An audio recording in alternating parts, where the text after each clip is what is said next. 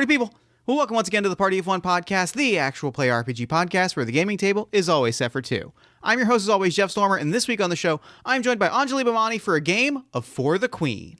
Anjali is an actress, writer, producer, author. You can currently find her as the producer and guest performer of the 20-Sided Tavern's national tour. The 20-Sided Tavern is a live on-stage game of Dungeons & Dragons where the audience controls the action by calling out suggestions and making decisions on your smartphone. You'll determine which heroes appear, where they explore, and ultimately how the story ends. You can find tour dates in the show notes. You can also hear Anjali as a character performance in Borderlands 4, which you can get wherever you get your video games, as a cast member on the upcoming Tales from Woodcreek, a very cool, very exciting looking actual play production that blends D&D and the traders and reality shows and ARGs into something that is genuinely kind of mystifying and exciting to watch the trailer for, and that kind of had me pacing around my apartment. And last but certainly not least, you can hear her as the DM, that is the Doggy Master, on the second annual Puppy Roll, which is a D&D live play experience in which performers play their beloved pups and raise funds and awareness for Petco Love. You can find links to all of these things in the show notes. For the Queen is one of my favorite games of all time. It is a diceless collaborative storytelling card game where players embody a queen's retinue on a perilous journey, fleshing out their characters, building their relationships and the world around them until they are faced with one crucial question, and that is that the queen has come under attack. Do you defend her? One card draw and one question answered at a time. I love this game. It has inspired not only games that I have written, but a huge number of games that we've played on the show and a huge number of games that I love. I'm kind of shocked we've never played it on the show prior, but I think I was waiting for the right moment, and this is it. You can also find more information about For the Queen in the show notes. And with all that said, let's go ahead and throw it over to me in the past so that he can get started with the show. Take it past me. Thanks, future me. I'm stoked is the word I would use, because legitimately I have been kind of wandering around my apartment about like how excited I was for today's episode. I'm sitting down with Anjali Bhimani. Anjali, thank you so much for coming on Party of One. Oh my goodness. Well, thank you for having me, also for making me feel so welcome.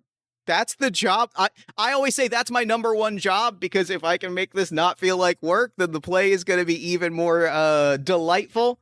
If we can make the microphones fall away is the number one job that I have on this side of the table. Well, I love that.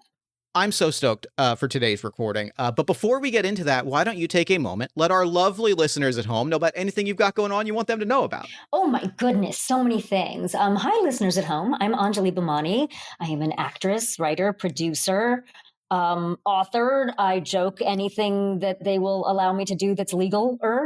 Gosh, I have so many projects coming up. Okay, so let me try to do these in chronological order.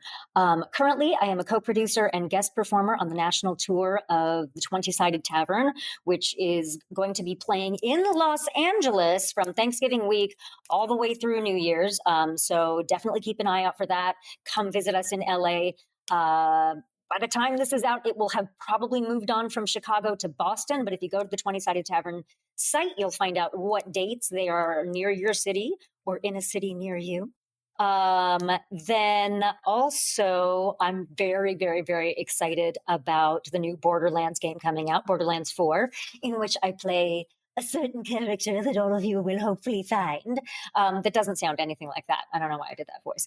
And then the most exciting thing, or at least for me, I'm most excited about, is this wonderful show that I shot with the Dungeon Dudes and Deborah Ann Wall called Tales from Woodcreek. It is coming out on October 31st. We have incredible guest stars, Iman Vellani, Sean Majumdar, Will Wheaton. Like we have the guest stars are incredible. It's sort of, how would I describe this? It's an actual play show mixed with an escape room mixed with traders. So, and Deborah Ann Wall is our DM. So obviously we are just blessed to have her. I watched the trailer, and that's exactly how I was describing it to people after I watched the trailer. And B, I did show a bunch of people the trailer going, oh, this looks cool as hell. Oh my God, this is the coolest thing I've ever seen. I get so excited when there are projects like that bring influences into actual play. My heart sings, and I was watching it pacing around my apartment going, oh, this rips. Oh, this is the coolest thing I've seen in a long time. Yeah, I'm so super excited about it. So we have incredible guest stars as well. We have Iman Vellani, we have Jessica Henwick, we have Sean Majumdar, we have Will Wheaton. It's just going to be an extraordinary show. When I saw the trailer for this, I remember it popped up and I clicked play, and sometimes you see a thing that gets you so excited that you get a little bit angry and you're just like, oh, this is good. Oh, I need a walk. I need to go for a walk. Yeah, no, I understand that feeling. And the best part about it, and well, not the best part about it, but so many of the things that I've gotten to do in my life, I'm actually kind of glad I didn't have the full picture of what I had agreed to do yet, or who I had agreed to do it with, because had I known ahead of time, there would have been an opportunity to be nervous or overthink it. Sure, totally. You know, Deborah Ann texted me, "Hey, I'm doing this show. It's kind of like Relics and Rarities, the show that she did on Geek and Sundry. Would you be interested in doing it?" And that was kind of all the information I had. I knew we would be shooting in this sort of historical village called Edge Creek, but that's literally all I knew. So in my head, we're going to sit in some of these historical buildings and play D&D with some awesome people, her and the Dungeon Dudes. That's literally all I knew going into it. And I knew that Iman would be there, and which was really exciting because she and I are friends from Miss Marvel. And but that was it. And then I got there, and boy, oh boy, was that like, talk about the level of surprise that I had throughout the whole thing was mind-blowing. It really is one of my favorite experiences that I've had in the last few years. What an experience to walk into. Like that's so cool to just be like, okay, yeah, we're gonna do this thing, and then be greeted with this entire escape room experience. I hope they don't mind that I'm telling this story, but I had an actual play show the night before, so I had to bust a move to try to make it to my flight. Long story short, they had bumped me off of that flight. Thankfully, I had booked 2 backup flights, but then my flight that I was on got delayed, blah, blah, blah. So I ended up coming into the set with like flames coming off me from trying to fly in so fast. And so there really was no time to know what was going on. Which made it even more exciting because I was just like, I was gonna say, I feel like that even deepens the whole experience, because like you're arriving in time for sort of the magic to. I feel like that adds to the magic of watching everything unfold. Yep, exactly. And also having no time to think about it, which generally speaking in my world tends to work out a little bit better than when I have time to think about things, because I'm a Virgo, I'm an overthinker. It's a thing. It's just part of who I am. So it's just something I know about myself when it comes to almost anything, whether it's auditions or actual play or whatever the experience is. If left to my own devices, I will plan and plan and plan and never execute unless I force myself to. I can't imagine what that feels like, having just sat down with 7 different games to pitch you for what we were going to play this week. That's right. I just realized we haven't even started the game yet. Oh, no. Speaking of games, I've got a very special one in front of me. It is one of my favorite games. It is one of your favorite games. It is a game that is dear to my heart, but despite that, it is only the second time that I have played it, and I've somehow never played it in the 10 years of this show, which is surprising. We are playing For the Queen today. Yeah. It is a game about relationships. It is a game about, how we perceive the people in our life and sort of like what it means to love and turmoil and all of these great big emotional things. But I want to throw this to you and say, like, what is it about this game that made you so excited? Why is this the one that you wanted to run with? And like, what are you excited to bring to the table today? So I have several reasons I'm excited about it.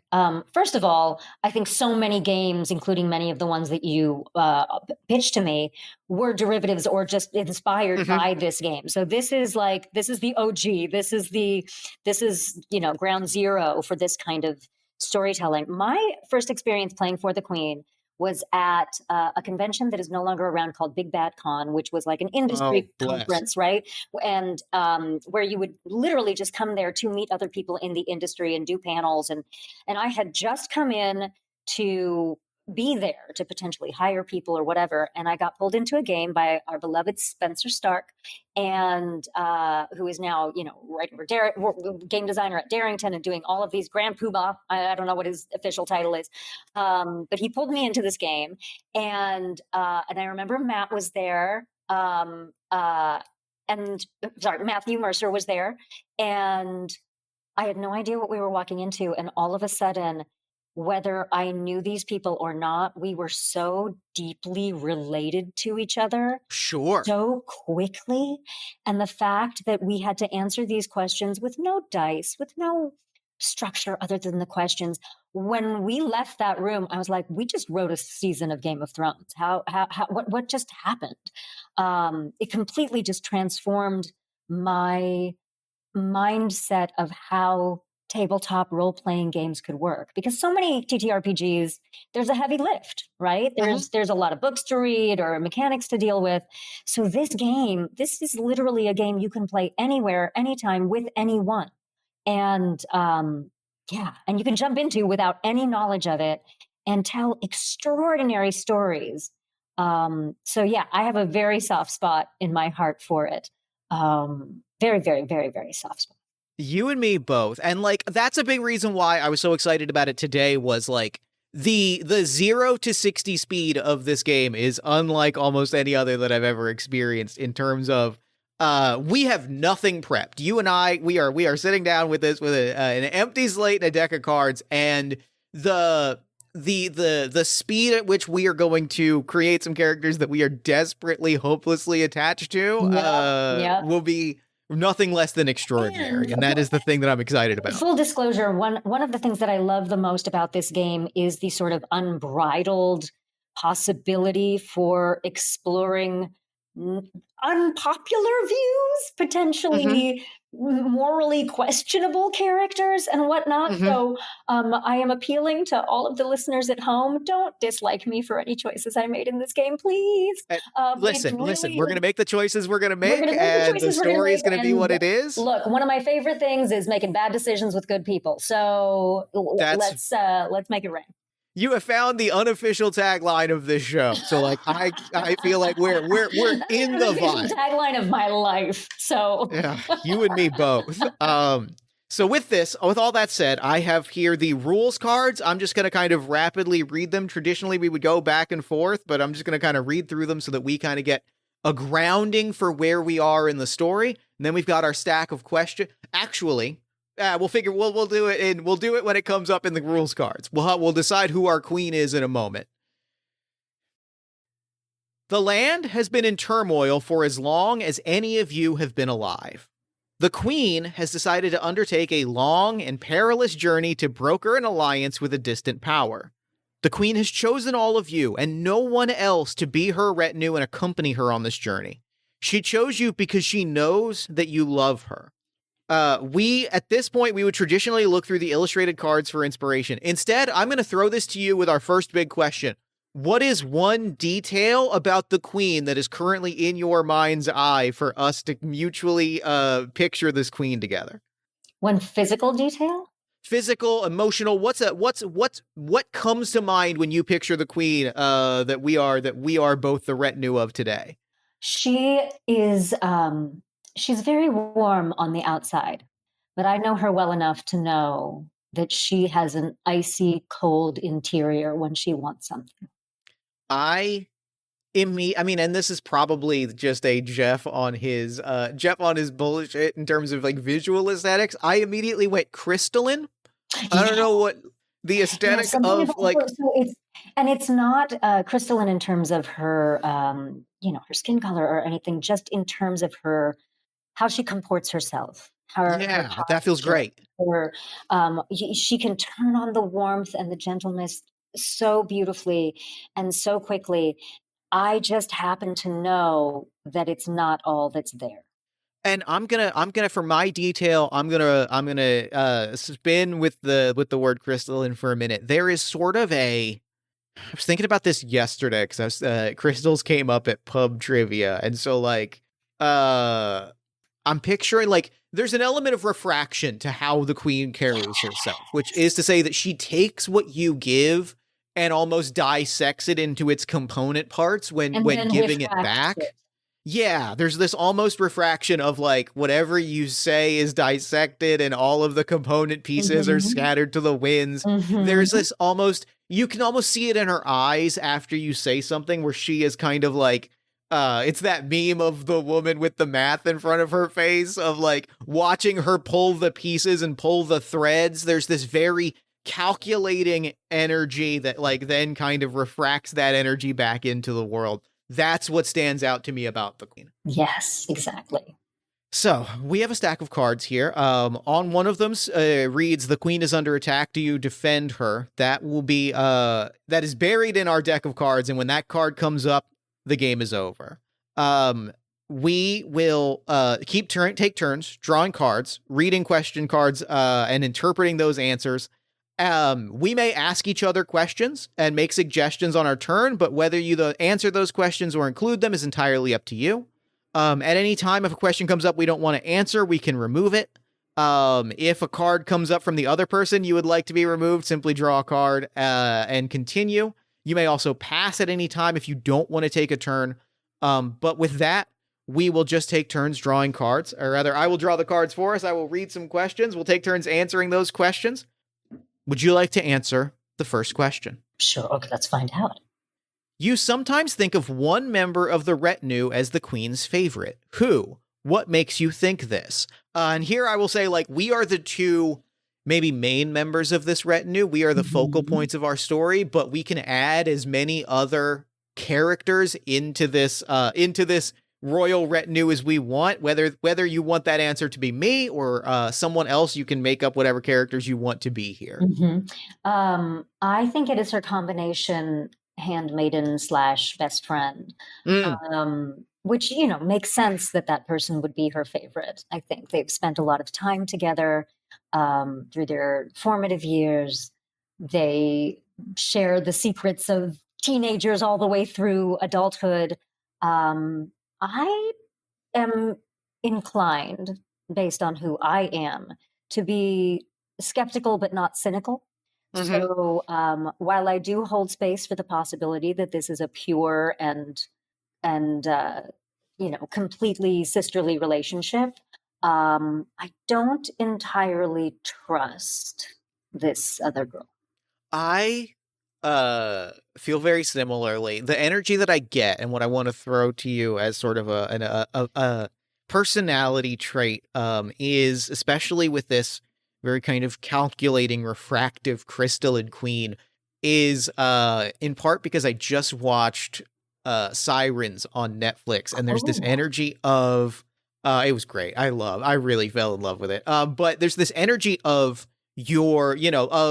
they're like the assistant to the CEO is like a very prominent role on the show. And I kind of get the energy of person that is way too eager to be chummy with you and to almost in a way that at times feels like they're trying to get you to drop your guard. Yeah, there's an energy of, there's this energy of like chummy, always kind of eager, always very quick to like give a hug, a hand on the shoulder. And there is this, it's so specifically like friendly that at times it feels a little bit like there's a game being played. And like, I don't know if they do anything. I don't know if they do anything to maybe dissuade that, is what I would even say. Yeah. Of like, I definitely feel like there is an element, due to my own life and my own experiences and what I have seen in my time. I am just naturally inclined to be wary of anyone that seems to be, for lack of a better term, too good to be true. Sure. And this young lady has that vibe about her, I have yet to see on the outside, I have yet to see any crack, anything. I would almost feel more trusting of her if I did see something like that. Almost. And it's almost too comfortable. Like it's that person that exudes like a level of we've got a bond, and you're like, we don't know each other well enough to have the bond that you seem to be positing, and that puts me on guard immediately. Yeah, exactly. Great. Good. We're I need to emphasize, we're one question in. This is going to be a 12-hour interview. I'm stoked. Good. If you left or were dismissed from the Queen's service, what life would I return to? If I left or were dismissed from the Queen's service, what life would I return to? What was I before the Queen? Immediately the lack of an answer in my brain tells me something about the character that I'm envisioning, which is that it's been so long that I don't really have a clear answer. I want to lean into that because that is very captivating to me. I think it is almost what I was before the Queen, before I was in this role. I was a stable hand, but I was specifically like a young stable hand. Mm-hmm. I was carrying bales of hay. I was cleaning stables. I was doing farm work, but I was doing the farm work of a young man. I am not a young man anymore. I am old. I have been in this role for so long. What I knew before this is not something I could reasonably go back to. Maybe the answer is if I were dismissed or if I left, I would simply retire and I would simply try and live out my days, but I don't know. My life has been this work for so long. I don't really know what a life without that work looks like. Yeah. I am in a similar boat, only in incredibly different strata of relation to the Queen. I am the Dowager Queen, the former wife of the king before. Oh, let's go. Okay. And so I'm essentially like the Queen Mother.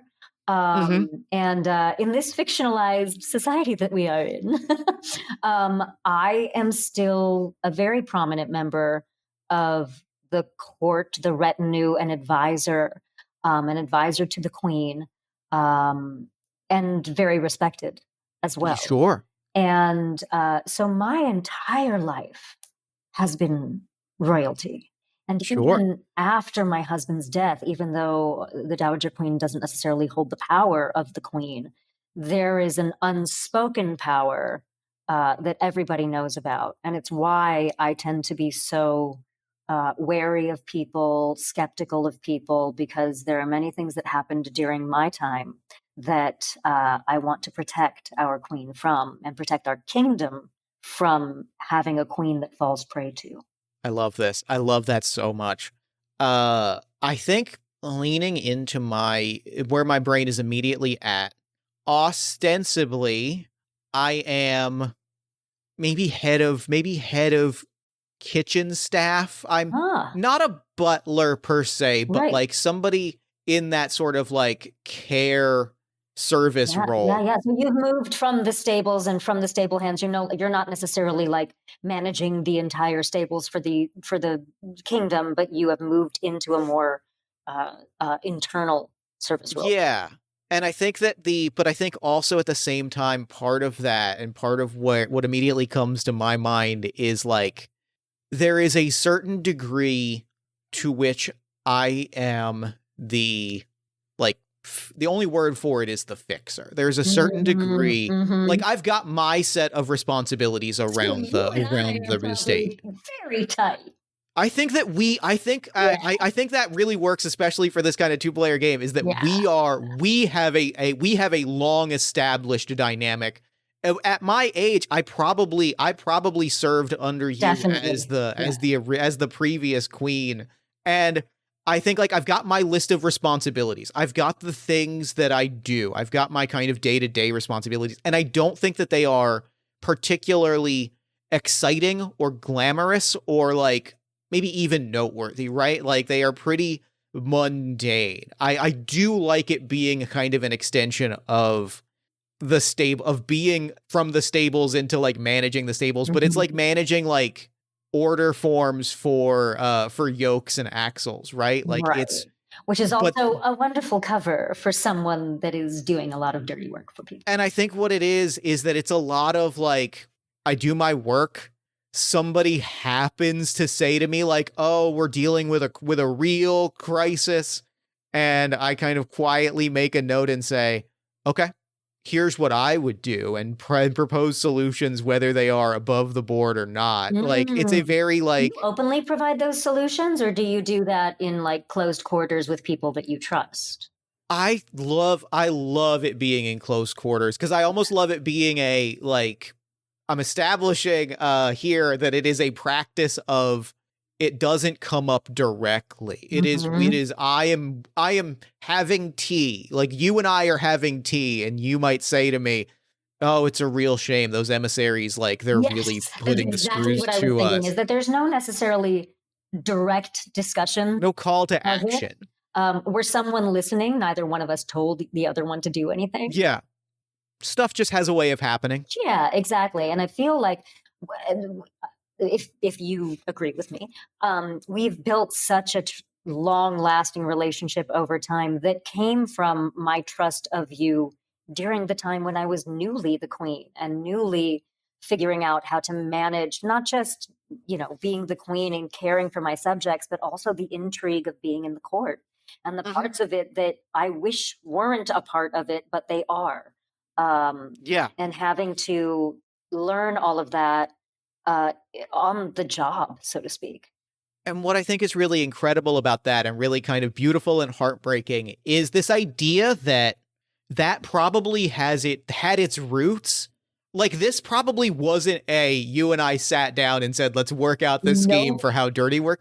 It was probably a two people who came from lives that were not all of this, sitting down in moments of like quiet, honest solidarity and going like, it's so much more than I thought it would be. And then just mutually going, I'm going to find a way to like help this person who is in a similar spot to me. And that just slowly codified yeah. into a process that now there's somebody else in this role that just has that process in place or has that Mhm. culture in place. And it's not what either of us intended. And that's juice. That's juicy. That's got And I legs. also, if you will, I do think Mm-hmm. that when we had those moments of honesty, it wasn't like we sat down together and had those moments of confessing that to each other, because it would have been wildly inappropriate between the two Sure. levels of strata that we were in terms of what is proper in the court or Mm-hmm. in the castle or wherever we were. So it was definitely sort of an unspoken um, connection that led to this friendship that isn't even, people don't even really clock it as we're Mm-hmm. friends, but we know. Yeah. I got the next question card for you, and I hear here the we smile in go. your voice. Okay. You sometimes think you might be the queen's favorite. Why? And why does that worry you? Oh, well, that goes against the question that I just answered.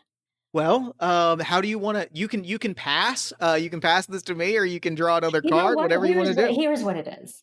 I sometimes worry that I was the queen's, Was is good.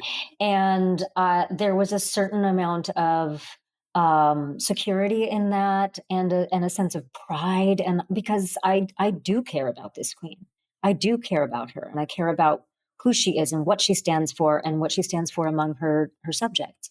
And as this friend of hers, as the two of them have grown together and I have seen them have a tighter and tighter relationship, I it's not that I feel squeezed out so much as increasingly unnecessary to her, as she's Sure. developed a sense more of her power and independence, which is what I wanted to instill in her in the first place, was that she was going to have to sometimes have this spine of steel, despite the fact that she was all hard. So it's almost a monster of my own making, even though I don't know if it's a monster per se. But it's a problem of my own making. And my worry is that my deepest fear, I think, is that I will become obsolete. And I Sure. have no idea. It's not even obsolete and cast away or out of the court.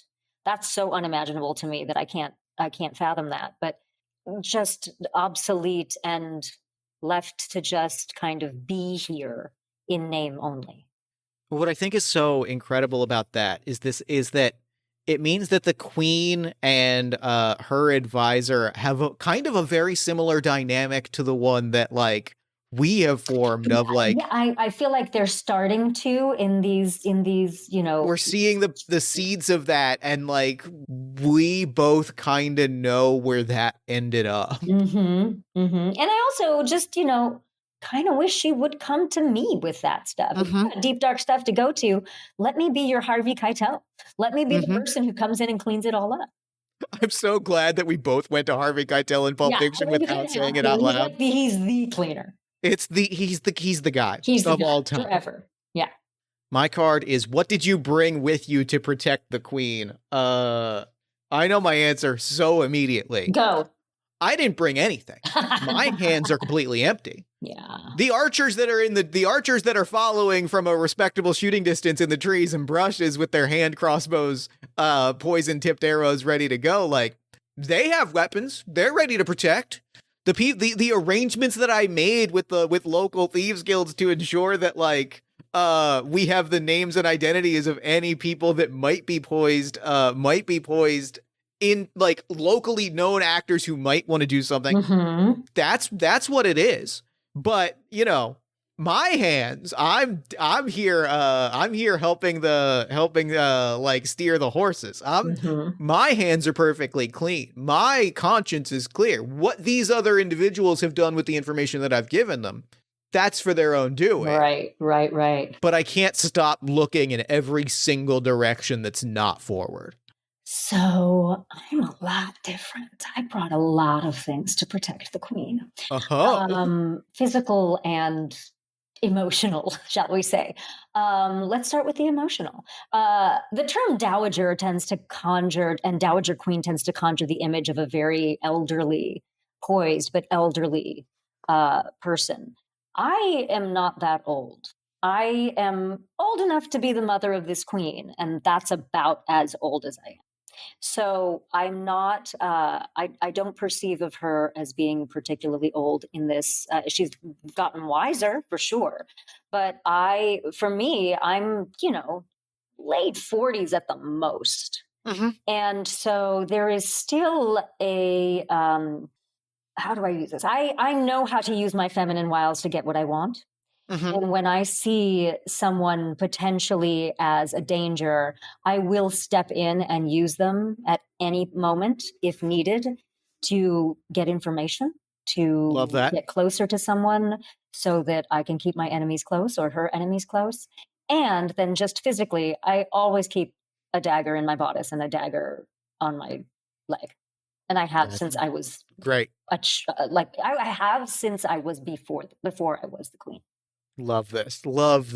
The queen has ordered you not to speak to another member of her retinue. Who, and do you know why? Oof. I have two answers immediately, and I don't know which one to go to. They feel a little on the nose at the moment. It is a long running joke on this show and others that if somebody gives me an A or B decision, my answer is both. So let's hear both of them, and my answer might be both of them. I mean, you and her friend.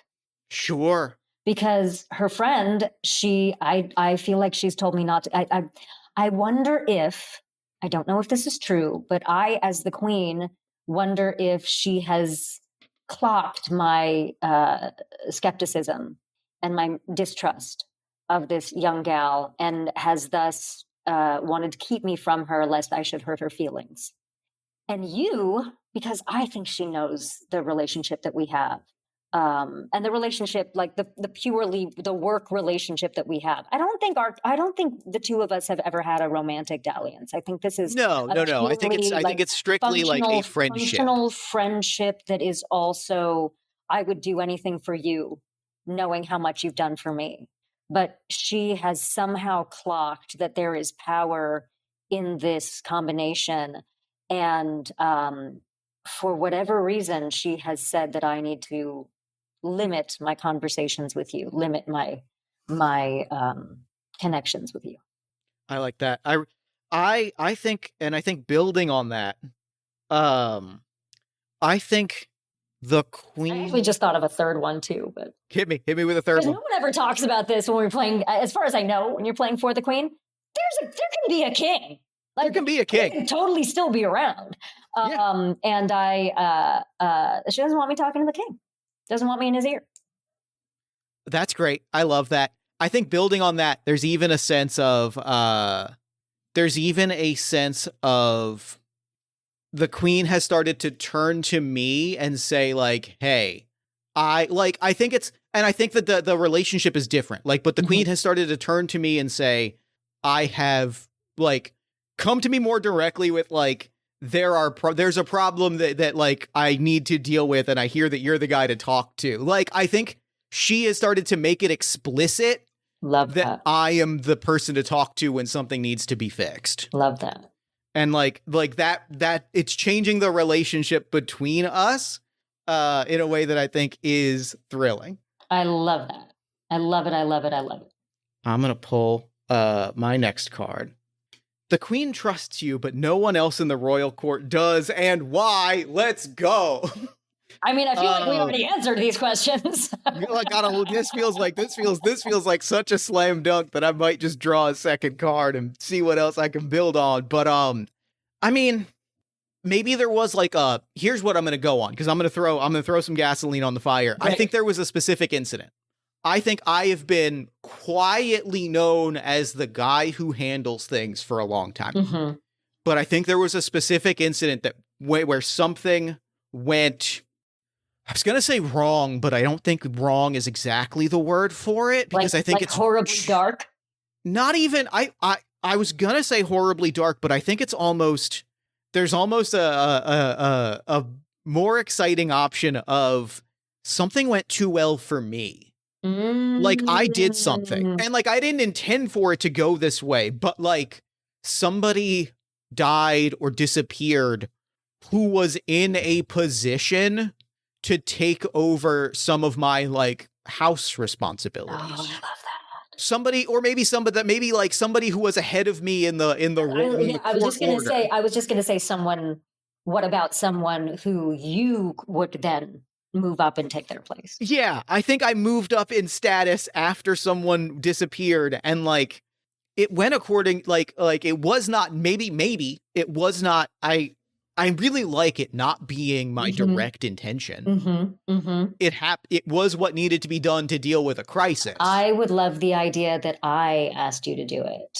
Yeah, that's good. That's really, I mean, and so I can never defend you because I can't let people know.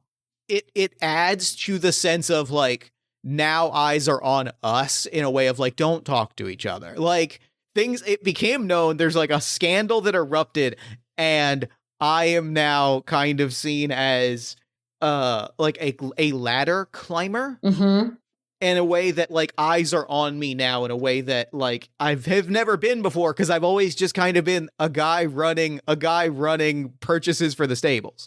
Oof, and you know what that does? Oh, this is heartbreaking. But what that does for our relationship is that now that is the case and all eyes are on you, in a way, I don't want to say you're not useful to me, but with all eyes on you, me asking you to do things is less possible. It's less of a thing that, even if she hadn't told me to start limiting my time with you, I would have to limit my connections with you because the eyes are on you and I have to keep the eyes off me. So I think part of her telling me not to talk to you as much is precisely because there is so much talk and there is so much fear surrounding you and distrust surrounding you. And I am trying very, very hard to shield myself from that. And she is actually weirdly trying to shield me from it.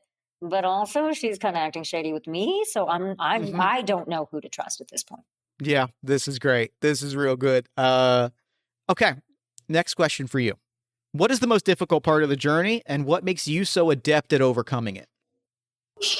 Remembering being the queen on journeys like this with my king and the level of power, and not power like, oh, I'm hungry for power, but the amount of agency that I had to effect change among the subjects, among the people that we worked with, among the people in our retinue, the sense of I matter not just I'm a whisperer. And when I remember him and the love that we had, I am saddened because I don't know if she has that kind of love for the king. Yeah. Yeah. Okay. Okay. This question's good. This question's got something for me, and I want to. This is gonna spin things in a real captivating direction. Oh boy! You once saved the queen's life. How? Again, we're getting a lot of go there, go. But I think what I want to use this for is to elaborate on what went wrong recently. Mm-hmm.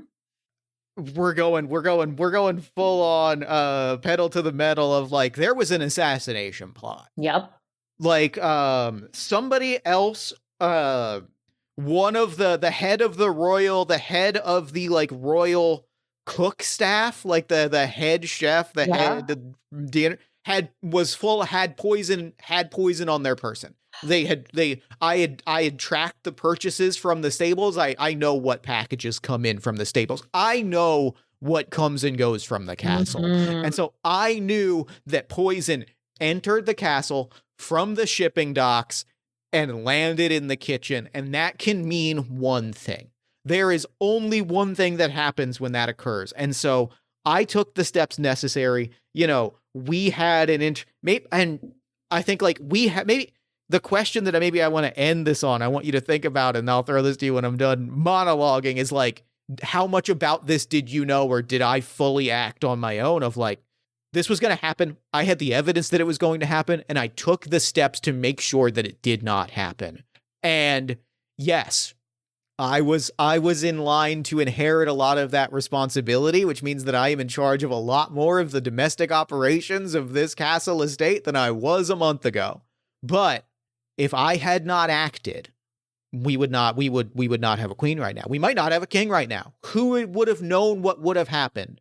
And for this, I have been cast as a social climber and a schemer, and eyes are on me as though I planted the poison and as though I was the one who was responsible for this plot, when what happened was I am the only reason that the plot didn't occur. So, love all of this. Let's make it extra juicy. Go for it. I knew about the poison. It wasn't for the queen or the king. Mm-hmm. And I never told you who it was for, but I mentioned that be prepared because someone in the retinue is in danger and it could affect our king and our queen, and I can't lose them, which you somehow took to mean someone's trying to poison the queen and the king. And but in reality, that poison was for someone else. So I guess the big question I have, and I think I know the answer that I would give, is like, has this kind of we have had this arrangement for a very long time. Mm-hmm. Deals have been made without being spoken for a very long time. Is this the first time that it has really gone wrong in this way, and that like there's been this like miscalculation or misinterpretation Absolutely. that has led to this? Absolutely. And I think because that was the inciting incident for everybody distrusting you, as you've said in the previous questions, because that was the inciting incident, it was also the moment where I had to pull back, and I had to, and she wanted me to pull back, and everybody wanted me to pull back. But would I have loved to have this be able to tell you, no, like this is all wrong, or protect you? Absolutely. And there is definitely a feeling of tremendous guilt that I have for, even if it was a misunderstanding on your part, then it was a miscommunication on mine. And by me keeping the secret that I kept, I kind of ruined everything. Let's go. I've never played this. Okay, well, we talked about how seldom I played this, but never with two people. I love Descended from the Queen games with two people, where it's just us building this relationship and just going. That. And it's tricky because you have to fill in the other characters, but then the entire story does become centered around the few characters that you have filled in. Yeah, we're adding these other characters, but it really is just layering deeper and deeper the relationship between these two people. Mm-hmm. The queen made a dire threat before this journey began. Do you think she'll carry it out? I don't know, but it is the thing that has me on edge about her and her friend. We had an argument, and her threat was basically, I don't have to keep you around. Great. And that fight continued, but and the effects of it subsided, and I, forgave her, and she came to me crying and all of this stuff. But again, I know the icy steel inside of her, that it might be a thing of my own making, might be my own fault, but just her saying those, even thinking to say those words out loud, that put me on edge. Who is this distant power you are traveling to, and why do they make you uneasy? I've got an answer to this that I think is very exciting. Go. We've been describing our court as, what we have kind of stumbled into is like there's a lot of backroom subterfuge happening. There's a lot of it's very treacherous. It's very kind of subtle knife. It's very Game of Thrones. There's a little Sopranos, and that energy of like a thing gets said and then someone dies. Right. I think like I've been in this space for long enough that I'm very comfortable here. I think what we're headed towards, I think the power that we are visiting, that violence is not hidden. I am used to the language of subtlety. I am used to the language of, I am used to politeness being used to mask lethal intent. Like I've trained myself in that language very, very well. And I think the culture of the kingdom that we are going to is one of, if I'm mad at you, I'm going to tell you to your fucking face that I'm mad at you. If we have to go outside and have a fight, we're going to go outside and have a fight. If we're going to fight to the death, we're going to fight to the death. But you're going to know, but like culturally speaking, there is an honesty there that is very, very absent from the world that we live in. It is very, well, I'm going to put my cards on the table. If I like you, I like you. If I don't like you, I'm going to beat the shit out of you. If I end up having to kill you, I'm going to have to kill you. But you will never for a moment not know where you stand. I am very used to playing chess. Yeah. Like as an emotional like state of playing chess and being moves ahead.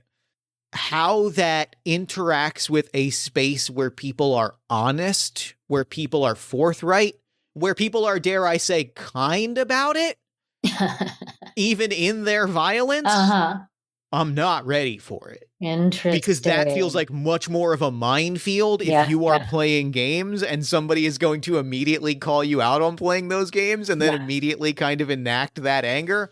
That's a different game.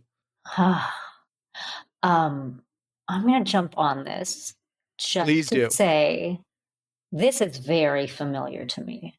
This is a world that we are going to. I know how to operate in. I also know the queen does not. And part of my both desire to protect her and my now subtle to not so subtle frustration with how I've been treated. I'm prepared for anything to happen here. If something happens to her friend, oops, I'm ready for this. And I know how to operate in this world. And it is a kind of thing that none of the people in the retinue have seen me operate with.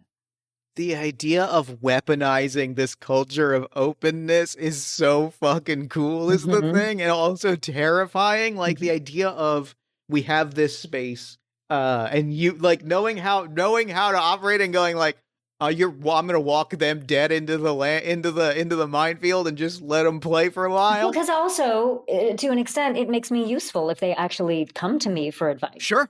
And since that's one of my great fears is becoming obsolete, it makes sense that I would go there with that vibe.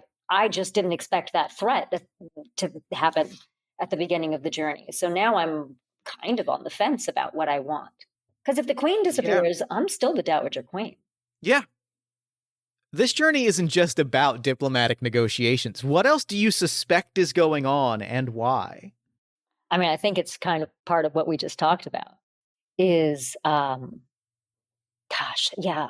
Why would we be going? She's not getting married to them because I already mentioned that there was another king, or there was her king. Ooh, do they have children? Good question. I hadn't envisioned it, but putting that on the table is very exciting. I mean, there may be an alliance that is potentially going to form there. That was we were traveling under those auspices. However, this is also happening for me to prove my mettle. Yeah, that's great. I mean, that would also imply, though, that I had something to do with this trip actually happening.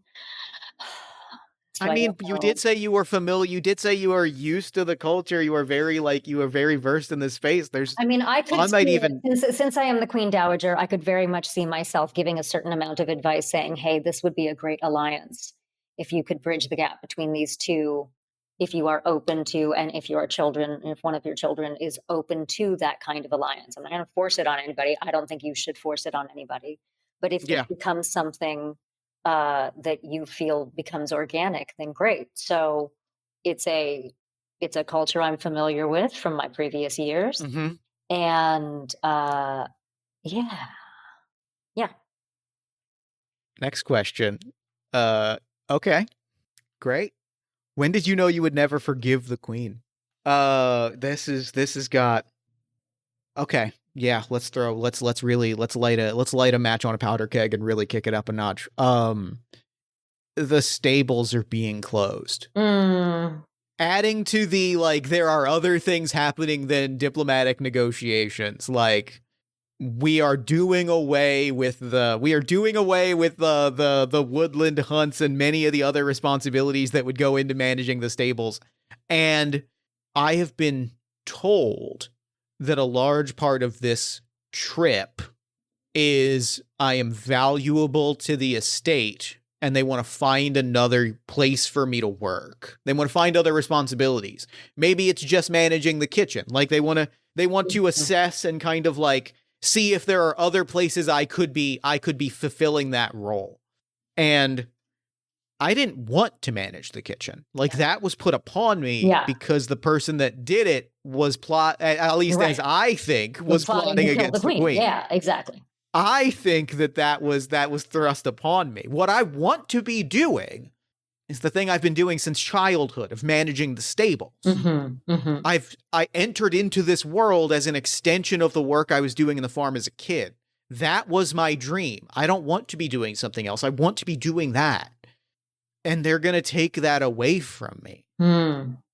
I think it even goes back to that first question of if you were dismissed, if you left, what would you do? Are they doing away with the stables or doing away with the things involving the stables that you would be kept around for?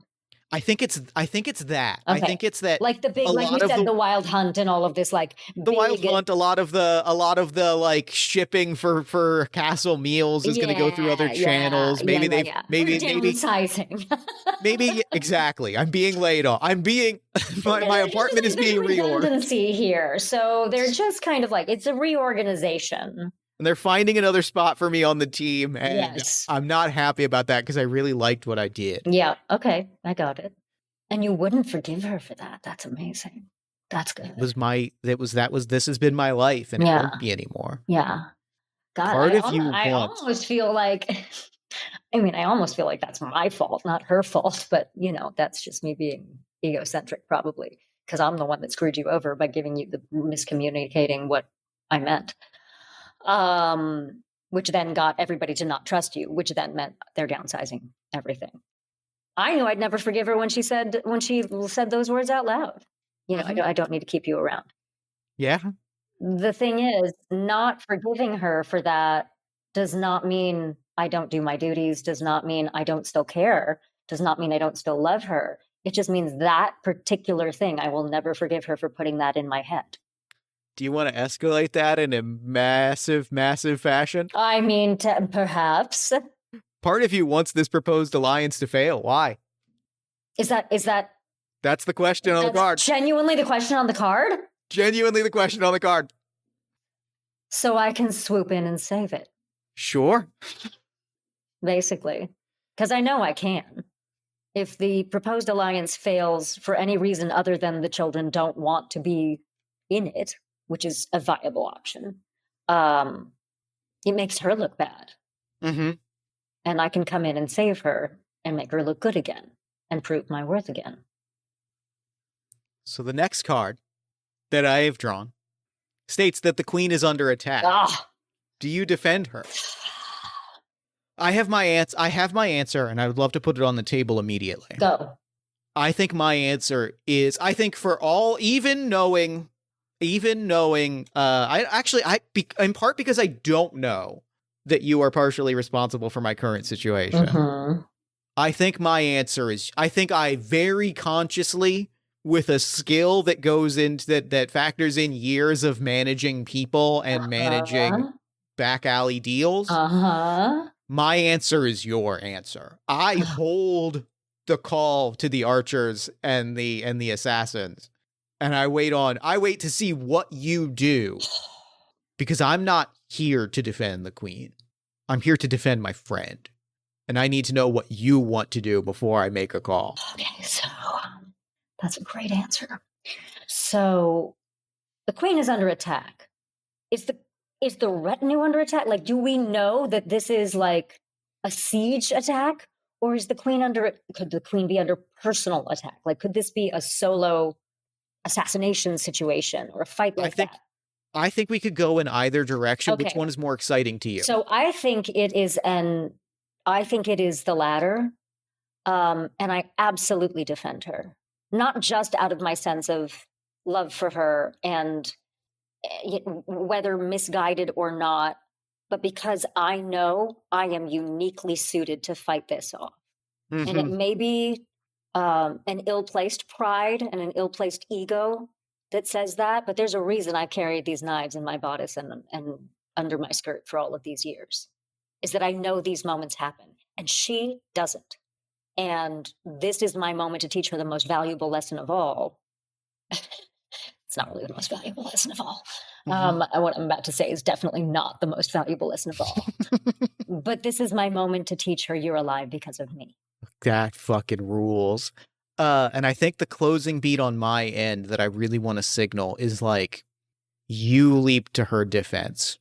You largely dispatch this assassination attempt.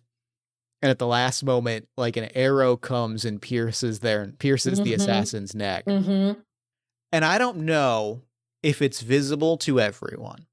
I don't know if it's visible to the queen or her assistant or the king that might be here, or the knights or whoever else is on this trip.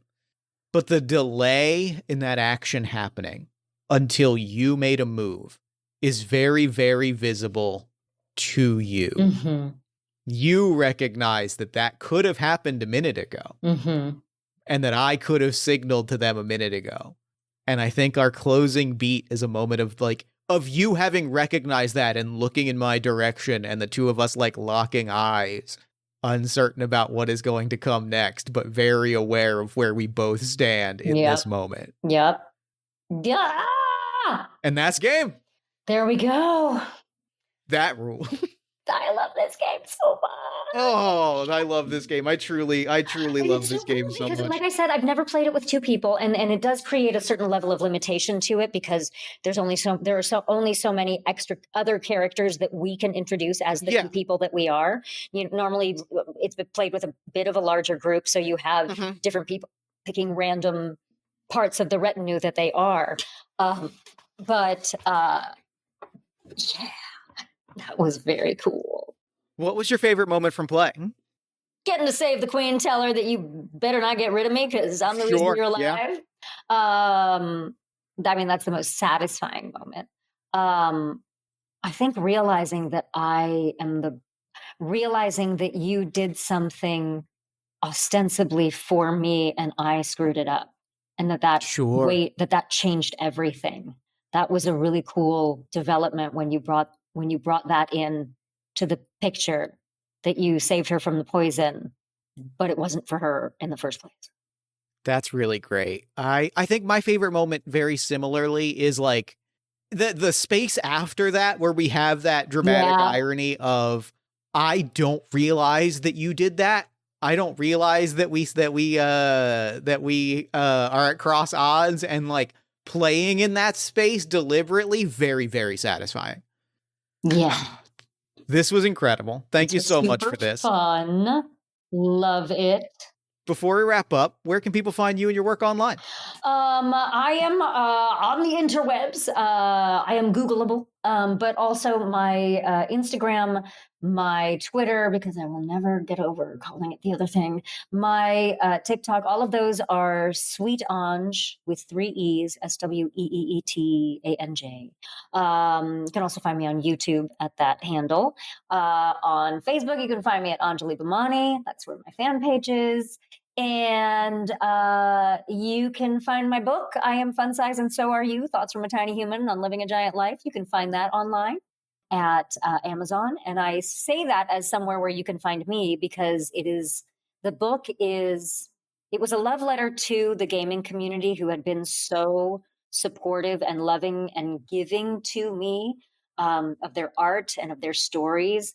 And while so many of them were sending me DMs asking for advice on life, and I am not equipped to be telling anyone else what they should do with their lives, I wanted to share something with them that was a unique contribution that I had to give, which was my stories.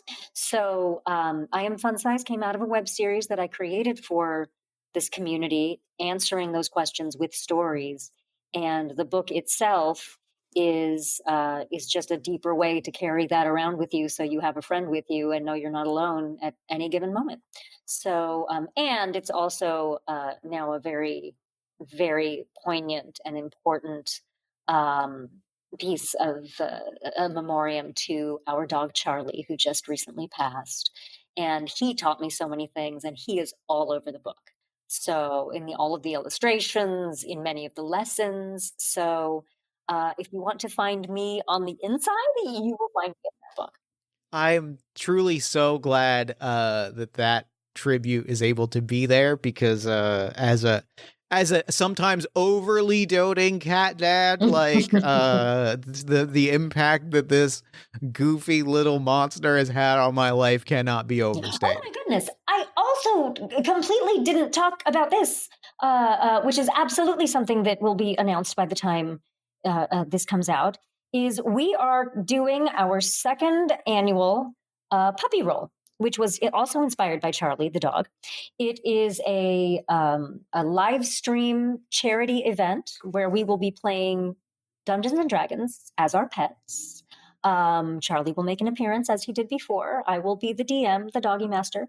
And we will be raising funds for Petco Love, which is a 501c3 devoted to supporting shelters, supporting underrepresented communities and the needs that they have for veterinary care. They also have an initiative called Petco Love Lost, which is image recognition software to reunite people with their lost pets. They did a lot of tremendous work during the fires here in LA earlier this year, during the floods that they recently had in Texas. They are an extraordinary organization, and I love them very much. And I'm very, very excited that this year it means even more to be able to do that, because it was, again, the original puppy roll, which you can watch on my YouTube channel, starring Matthew Mercer, Abria Iyengar, Ashley Johnson, Emily Swallow, Jonathan Graziano, and Maggie Robertson, and myself. This year it means even more, because we are going to be able to continue his legacy and the things that he inspired by helping other animals have wonderful lives with their humans. So that is going to be happening in October, October 20th to be exact. So please check out what we have online about it. Please sign up for the newsletter and join us for the live stream. There are going to be so many fun things to get in your hot little hands for contributing to this cause on Tiltify.